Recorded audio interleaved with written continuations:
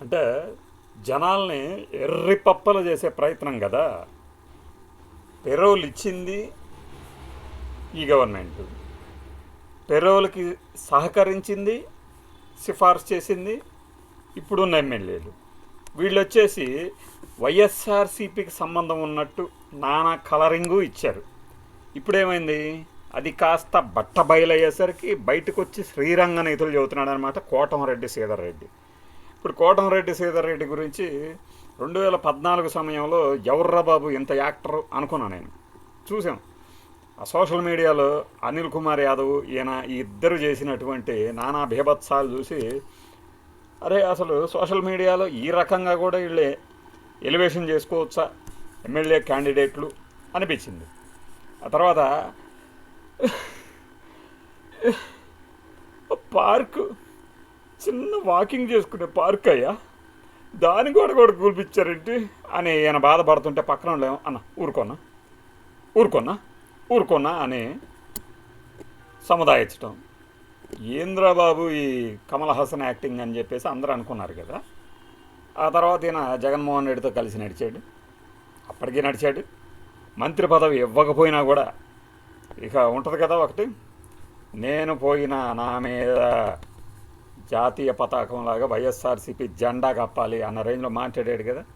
అసలు అలాంటి డైలాగులు కొట్టేవాళ్ళని ఎప్పుడూ నమ్మకూడదు, ఏ పార్టీ వాళ్ళైనా సరే. జీవితాంతం వీళ్ళతోనే అన్నారంటే ఏదో ఒక రోజున ముంచేసి వెళ్ళిపోతారండి. వినాయక చవితి పండగ కూడా వస్తుంది, మీ అందరికి గుర్తుండే ఉంటుంది. చుట్టూ చేరి భజన చేసేవాళ్ళని నమ్మొద్దు, ఏదో ఒక రోజు ముంచేస్తారని చెప్పేసి. ఇట్లా ఈ కోటంరెడ్డి గారు సిఫార్సు చేశారట జూలై 14న ఎప్పుడు చెప్పుకుంటున్నాడు. కానీ దాన్ని తిరస్కరిస్తున్నట్టు లేఖ పంపించారు నాకు అధికారులు. ఆ తర్వాత 14 రోజులకి పెరోలు ఇచ్చారు. నాకేంది సంబంధం, నన్ను అంటున్నారు. అప్పట్లో మరి శ్రీకాంత్ రెడ్డి, కిలివేరి సంజీవి వీళ్ళందరూ ఇచ్చారు కదా అంటాడు. ముందు నీ సంగతి నువ్వు వేడు, మన సంగతి మనం వేడిచిన తర్వాత పాత సంగతి ఏడుద్దాం. ఇప్పుడు కూడా పాత గవర్నమెంట్లో ఇచ్చారు అంటున్నారు కదా, అది కూడా ఇంకా తవ్వితే తెలుస్తాయి అసలు నిజాలు. వాళ్ళే ఇచ్చారా ఇంకెవరన్నా ఇచ్చారా అనేది. ఇకపై ఎవడికి పెరోల్ సిఫార్సు చేయను అట. పెరోల్ సిఫార్సు చేయొద్దని ఎవడు చెప్పట్లా, వాడి హిస్టరీ తెలుసుకోవాలి కదా. అంత మాయకంగా బతుకుతున్నారా మనం రాజకీయ జీవితంలో, ఎవరు ఏంటో తెలియకుండా. అదే అవతల వాళ్ళ మీద ఆరోపణలు చేయడానికి మాత్రం పరిగెత్తుకుంటూ వచ్చేస్తారు పూర్వాపరాలు పరిశీలించకుండా. అసలు ఈ పెరోలు ఎలా ఇస్తారు, ఫస్ట్ మనమే కదా వీడియో చేసింది. ఎవడైనా సరే చెప్పాడని చూడండి, నిబంధనలు ఏంటి, ఎక్కడి నుంచి ఎక్కడికి ఏ దశలో వెళ్తుంది అని, ఎన్ని దశల్లో వెళ్తుంది. అలాంటిది సిగ్గు ఎగ్గు లేకుండా వచ్చేసేసి అవతల పార్టీ మీద బురద జల్లేసేసి మనం నీతిమంతులం, స్వచ్ఛమైన తెల్ల చొక్కా వేసుకున్నాం, సూపర్ ఎక్సెల్ లేదంటేనేమో వాషింగ్ పౌడర్ నిర్మా, ఇంకా అవి ఇవి కుదరబోతే టైడ్ డిటర్జెంట్ అన్నట్టు రెచ్చిపోతారు. నిజాలు బయటపడేసరికేమో ఎబ్బెబ్బెబ్బే నా అసలు తప్పు కాదు, ఇకపై ఇట్లాంటివి చేయను నేను, ఇకపై ఇట్లాంటివి చేయను. నీ దగ్గరకు వచ్చిన అర్జీని పరిశీలించు, పరిష్కరించు. అంతేగాని పర్యవసానాలను చూడకుండా ఏంటి తెలియకుండానే ఉందా. అదే జగన్మోహన్ రెడ్డికి మాత్రం అన్నీ తెలుస్తాయి, చేసే ప్రతి పని చెడ్డ పనే, ఆయనే కారకుడు. ఇవన్నీ రౌండ్లు చుట్టేస్తారు.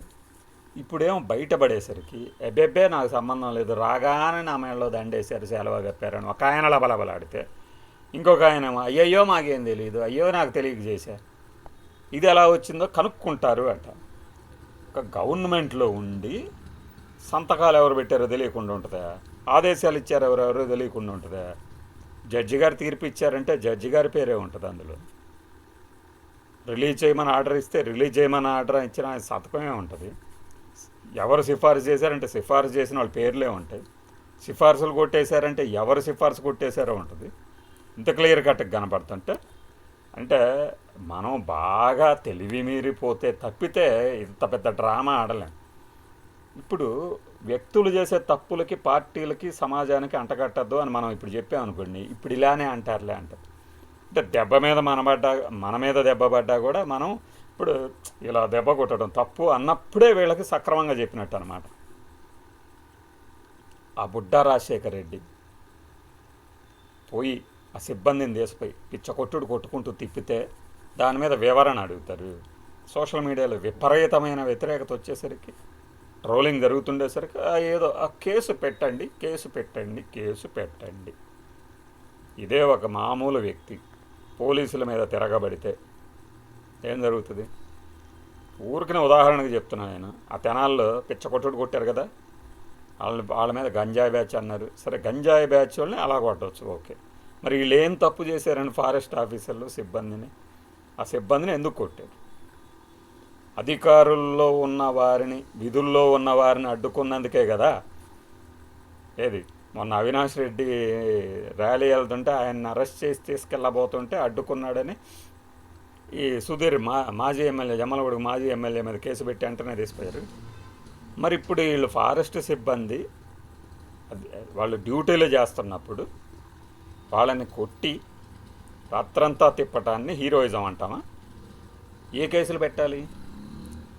కేంద్ర చట్టాలని వర్తింపజేయాలిగా, అటవీ శాఖ చట్టాలని వర్తింపజేస్తారా? ఇవన్నీ బయటపడ్డాయి కాబట్టి. బయటపడినవి ఎన్ని ఉంటాయి? అధికారం వచ్చిందంటే విచ్చలవిడిగా రెచ్చిపోవడమే. అధికారం అంటే కేవలం కూటమే కాదు, ఎమ్మెల్యేకి గెలిచిన ప్రతి వాళ్ళు. అసలు గెలవగానే వీళ్ళకి ఇలాంటి పవర్స్ వచ్చినాయని ఎందుకు అనుకుంటారు? ఒక పోలీసు వెళ్తుంటే మామూలుగానే పలకరించడానికి కూడా మనకు మనస్కరించదు. ఎందుకు? వీళ్ళంత దూరంగా ఉండాలి కాబట్టి. ఏంట్రా నమస్కారం పెడుతున్నాం అన్న అనగలరేమోనని. అలాంటిది వీళ్ళు పోలీసులు లేదు, ఎవరూ లేరు, కొట్టేస్తారట. ఎలా కొట్టేస్తారు? మామూలు గొడవకి వెళ్ళటానికే మనకి మనసు ఒప్పదు. వీళ్ళకి అధికారం రాగానే ఎందుకు వస్తుంది అంత బలుపు? అన్ని పార్టీల వాళ్ళకి అడుగు. ఎలా వస్తుంది? కరెక్ట్గా ఇదే టాపిక్ మీద మనం 7-8 నెలల క్రితం అనుకుంటూ చేశాం. ఇప్పుడు అధికార మార్పిడి జరిగింది తప్పితే నేతల తీరులో మార్పు రాదు. ప్రతిసారి మనం మళ్ళీ పదే చెప్పుకునేది కాదు, ప్రజలే మోసపోయేది. లేదా అసలు ఈ పార్టీ ఎంత దౌర్జన్యం చేస్తుందో తెలుసా? ప్రజలు స్వేచ్ఛావాయువులు పీల్చుకోలేకపోయారంటే ఇప్పుడు హాయిగా పీల్చుకుంటున్నారా? అప్పుడు లేనిది ఇప్పుడు నువ్వు ఇలా మాట్లాడుతున్నావు అంటే మేము ఇచ్చిన అలుసే అంటారా? ఏంటి మీరిచ్చే అలుసేంటి? ఎవడిస్తున్నాడు అలుసు? ఎవడి కోసం ఇస్తున్నాడు? నువ్వు ఎమ్మెల్యే అయినా, ఎంపీ అయినా, మినిస్టర్ అయినా, చీఫ్ మినిస్టర్ అయినా, ప్రైమ్ మినిస్టర్ అయినా ప్రజలను పాలించడం అంటే కొరడాతో ఇది కాదు. చట్టాలు చేయండి, అమలు చేయండి, స్కీములను అమలు చేయండి, అభివృద్ధి చేయండి అని. అంతేగాని మాకున్న అధికారాలను ఉపయోగించేసుకుని ఎక్కడ టోల్ గేట్ల దగ్గర, అసలు ఎందుకు మీకు టోల్ గేట్ల దగ్గర ఫ్రీగా పాసేజ్ ఇవ్వాలి? ఎందుకు డబ్బులు కట్టరు? మిమ్మల్ని అడిగితే కొట్టేస్తారు, ఏమైనా చేసేస్తారు. భయపడే జర్నలిస్ట్ అనుకుంటున్నావా అని ఒకడు అరుస్తుంటాడు ఊరికే. వాడికేమి ఇవి గుర్తురాదు. ఏఐతో గంటలో దర్శనం, 2 గంటల దర్శనం, 3 గంటల దర్శనం, 30 గంటలు పడుతుంది. దీన్ని ఎవడు అడగకూడదు. అడిగితే విఘ్నత లేదు, వాళ్ళ విఘ్నతే. వ్యతిరేకిస్తే నిర్ణయాలను విఘ్నత లేని వాళ్ళు ఎదవలే. వీటిని ఏమంటారు మరి? పెరోల్ ఇచ్చింది ఎవడు? ఏ గవర్నమెంట్ ఇచ్చింది? ఇంకొకటి ఉంది ఇంకా గొప్పది. ఏది? అనగనగనగనగనగా అని ఒక మంత్రి. ఆ మంత్రి ఏమో ఎంజాయ్ అంట. మామూలుగా ఎంజాయ్ చేస్తున్నారు. దాని మీద వేరే వీడియోలో చెప్తా. ఎందుకంటే దీంట్లో చెప్తే దాని తాలూకు ఒక ఇంటెన్సిటీ దెబ్బతింటుంది బాయ్.